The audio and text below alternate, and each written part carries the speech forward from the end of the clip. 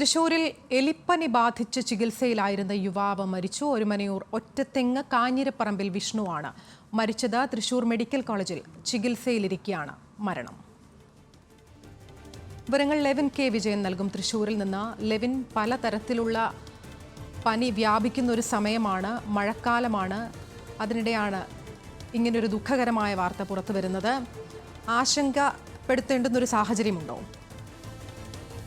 അതിന് ആശങ്കപ്പെടേണ്ട ഒരു സാഹചര്യം ഉണ്ട് എന്ന് തന്നെയാണ് പറയാൻ. സംസ്ഥാന വ്യാപകമായി പനി വ്യാപിക്കുന്ന സാഹചര്യമാണ്. എലിപ്പനി മരണങ്ങളും കൂടുതലായി റിപ്പോർട്ട് ചെയ്തു വരുന്നു. ഇതിനിടയിലാണ് തൃശ്ശൂരിൽ ചാവക്കാട് ഒരുമനയൂരിൽ നോർത്ത് പൊയിൽ ക്ഷേത്രത്തിന് സമീപം താമസിക്കുന്ന വിഷ്ണു 31 വയസ്സുകാരൻ ഇന്ന് രാവിലെ തൃശൂർ മെഡിക്കൽ കോളേജിൽ ചികിത്സയിലിരിക്കെ മരിക്കുന്നത്.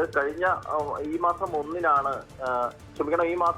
6-നാണ് ചികിത്സ തേടിയത്. വിഷ്ണു ഒരുമനയൂരിലെ പ്രാഥമിക ആരോഗ്യ കേന്ദ്രത്തിൽ ചികിത്സ തേടിയ അന്നേ ദിവസം തന്നെ വിഷ്ണുവിന് രോഗം ഗുരുതരമാണെന്ന് കണ്ട് തൃശൂർ മെഡിക്കൽ കോളേജിലേക്ക് പ്രാഥമിക ആശുപത്രി അധികൃതർ അയക്കുകയായിരുന്നു. അവിടെ വെച്ച് 2 ദിവസത്തിന് ശേഷം അവിടെ എത്തി 2 ദിവസത്തിന് ശേഷമാണ് എലിപ്പനിയാണെന്ന് സ്ഥിരീകരിക്കുന്നത്. തുടർന്ന് ഗുരുതരമായ നിലയിലേക്ക് വിഷ്ണുവിന്റെ ആരോഗ്യസ്ഥിതി മാറുകയായിരുന്നു. ഡയാലിസിസ് അടക്കം ചെയ്തെങ്കിലും വിഷ്ണുവിനെ ജീവിതത്തിലേക്ക് മടക്കിക്കൊണ്ടുവരാൻ ആരോഗ്യ പ്രവർത്തകർക്ക് സാധിച്ചില്ല.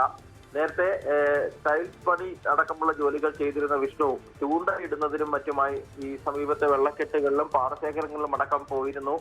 ഇവിടെ നിന്നുമാണ് രോഗം പിടിപെട്ടത് എന്നുള്ളതാണ് സംശയിക്കപ്പെടുന്നത്.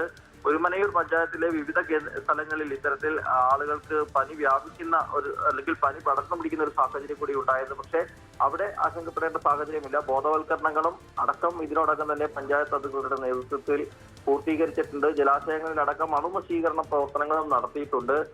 പക്ഷേ വിഷ്ണുവിന്റെ കാര്യത്തിൽ എന്താണ് സംഭവിച്ചതെന്ന് മനസ്സിലായിട്ടില്ല. ഈ കാലിൽ ഒരു മുറിവുണ്ടായിരുന്നു വിഷ്ണുവിന് എന്നുള്ളതാണ് ആരോഗ്യ പ്രവർത്തകർ പറയുന്നത്. അതിലൂടെ രോഗാണുക്കൾ ശരീരത്തിൽ കടന്ന് രോഗം ബാധിച്ചതാകാമെന്നുള്ള നിഗമനത്തിലാണ്. ശരി, എലിപ്പനി ബാധിച്ച് ചികിത്സയിലായിരുന്ന യുവാവാണ് മരിച്ചത്.